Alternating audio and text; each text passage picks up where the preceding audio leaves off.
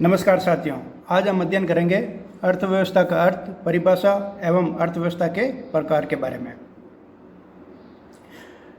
अर्थव्यवस्था के माध्यम से असीमित आवश्यकता और सीमित संसाधनों के बीच की खाई को पाटने की कोशिश की जाती है ताकि उपभोक्ता को अधिक संतुष्टि हो सके, लाभ मिल सके और समाज के लिए अधिकतम सामाजिक कल्याण को सुनिश्चित किया जा सके। अर्थव्यवस्था का अर्थ, मीनिंग ऑफ इकोनॉमी।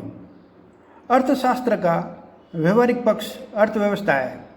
अर्थव्यवस्था वह प्रबंध है जिसके अंतर्गत एक निश्चित क्षेत्र या राष्ट्र में रहने वाले लोग अपनी जीविका प्राप्त करते हैं।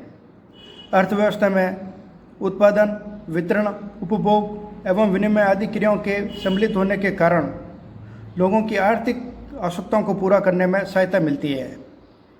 इन्हीं उद्देश्यों की प्राप्ति के लिए विभिन्न वस्तुओं एवं सेवाओं का उत्पादन किया जाता है ताकि मानवीय आवश्यकताओं को संतुष्ट किया जा सके।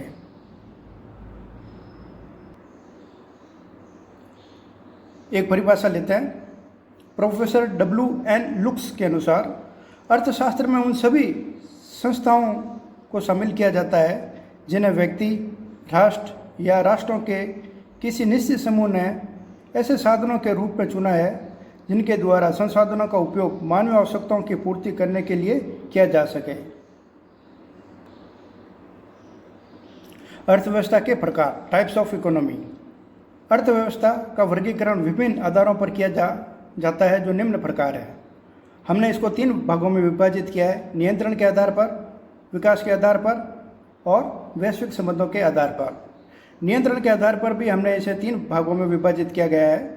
फर्स्ट, पूंजीवादी या उदारवादी अर्थव्यवस्था। सेकंड, समाजवादी अर्थव्यवस्था। थर्ड, मिश्रित अर्थव्यवस्था। विकास के आधार पर फर्स्ट, विकसित अर्थव्यवस्था। सेकंड, विकासशील अर्थव्यवस्था। थर्ड, अल्प विकसित अर्थव्यवस्था। वैश्विक संबंधों के आधार पर इसे 2 भागों में विभाजित किया गया है: खुली अर्थव्यवस्था और बंद अर्थव्यवस्था। सर्वप्रथम हम अध्ययन करते हैं नियंत्रण के आधार पर। फर्स्ट, पूंजीवादी या उदारवादी अर्थव्यवस्था। पूंजीवादी अर्थव्यवस्था का प्रारंभ 18वीं शताब्दी में इंग्लैंड में हुई औद्योगिक क्रांति के परिणाम स्वरूप हुआ माना जाता है। 1776 में प्रकाशित एडम स्मिथ की पुस्तक द वेल्थ ऑफ नेशन को पूंजीवादी अर्थव्यवस्था का उद्गम स्रोत माना जाता है। इसमें निजी स्वामित्व अधिकार होता है। ऐसी अर्थव्यवस्था एडम स्मिथ के हस्तक्षेप के सिद्धांतों पर कार्य करती है। ऐसी व्यवस्था में राज्य व सरकार की भूमिका सीमित होती है। यह व्यवस्था पूर्ण रूप से पूंजीपतियों की पक्षधर है। इसमें उत्पादन पर अधिक जोर दिया जाता है ताकि अधिकतम लाभ अर्जित किया जा सके। इसे उदारवादी अर्थव्यवस्था भी कहा जाता है। इसके उदाहरण अमेरिका, फ्रांस, इंग्लैंड आदि है। सेकंड पॉइंट, समाजवादी अर्थव्यवस्था। समाजवादी अर्थव्यवस्था में संसाधनों पर सार्वजनिक स्वामित्व की अवधारणा लागू होती है। इस प्रकार की अर्थव्यवस्था के जनक कार्ल मार्क्स को कहा जाता है। इस अर्थव्यवस्था में उत्पादन पर नहीं बल्कि वितरण पर जोर देती है तथा सामाजिक कल्याण के लिए राज्य व सरकार का हस्तक्षेप अधिक रहता है, क्योंकि राज्य सरकार ही के द्वारा ही नियम बनाए जाते हैं। समाजवादी अर्थव्यवस्था में उत्पादन साधनों पर सामाजिक स्वामित्व होने के कारण आर्थिक समानताएं पाई जाती है। अपनी नियंत्रणकारी प्रकृति के कारण समाजवादी अर्थव्यवस्था नियंत्रित अर्थव्यवस्था भी कहलाती है। इसके उदाहरण हैं चीन, उत्तर कोरिया, वियतनाम आदि। मिश्रित अर्थव्यवस्था वह अर्थव्यवस्था जिसमें समाजवादी व पूंजीवादी दोनों अर्थव्यवस्था के लक्षण पाए जाते हैं।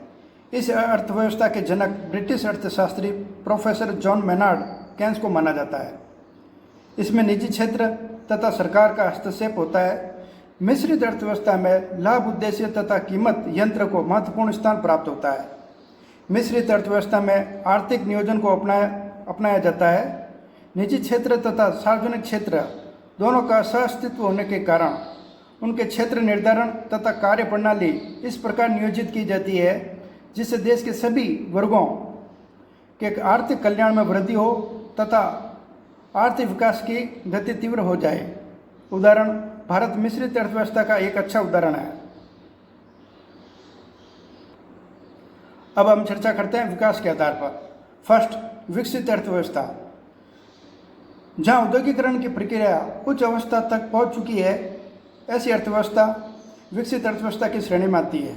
इसमें सकल घरेलू उत्पाद का स्तर ऊंचा, प्रति व्यक्ति आय अधिक, उच्च तकनीकी एवं भौतिक संसाधनों में वृद्धि तथा लोगों के जीवन स्तर में वृद्धि होती है। साधनों का अनुकूलतम प्रयोग होता है। विकसित अर्थव्यवस्था के उदाहरण अमेरिका, फ्रांस, चीन आदि है।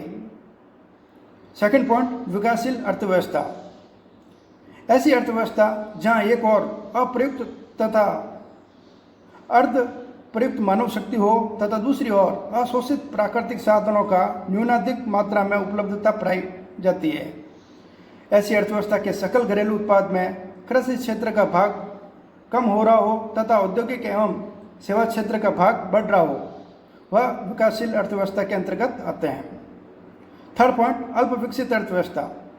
ऐसी अर्थव्यवस्था जो अपने संसाधनों का दोहन अभी भी नहीं कर पाई है, वे अभी विकास के आरंभिक चरण में है, अल्प विकसित अर्थव्यवस्था कहलाती है।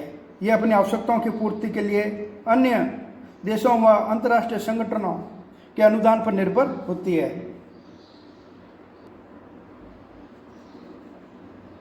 वैश्विक संबंधों के आधार पर। फर्स्ट, खुली अर्थव्यवस्था। ऐसी अर्थव्यवस्था जो अन्य देशों के साथ वित्तीय और व्यापार संबंधों को बनाए रखती है, जिसमें आयात निर्यात पर किसी भी प्रकार का प्रतिबंध नहीं हो तथा सरकारी नियंत्रण से मुक्त हो। ऐसी अर्थव्यवस्था प्रतिस्पर्धात्मक व्यवस्था को प्रोत्साहन एवं संरक्षणवाद को हतोत्साहित करती है। 1991 के बाद भारतीय अर्थव्यवस्था खुली अर्थव्यवस्था की ओर अग्रसर हुई है। बंद अर्थव्यवस्था। ऐसी अर्थव्यवस्था में अन्य देशों के साथ आर्थिक संबंध नहीं होता, जिसमें आयात निर्यात की दर शून्य हो तथा घरेलू अर्थव्यवस्था पर सरकार का नियंत्रण हो। ऐसी अर्थव्यवस्था आत्मनिर्भरता पर बल देती है और शेष विश्व के साथ आर्थिक क्रियाओं के प्रति उदासीन रहती है।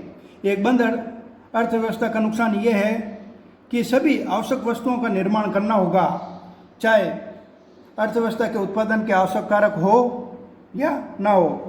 इसके परिणाम स्वरूप अक्षमताएं हो सकती है, जिससे कि उत्पादन की लागत बढ़ सकती है और उपभोक्ताओं द्वारा उत्पादन की जाने वाली कीमत में वृद्धि होगी।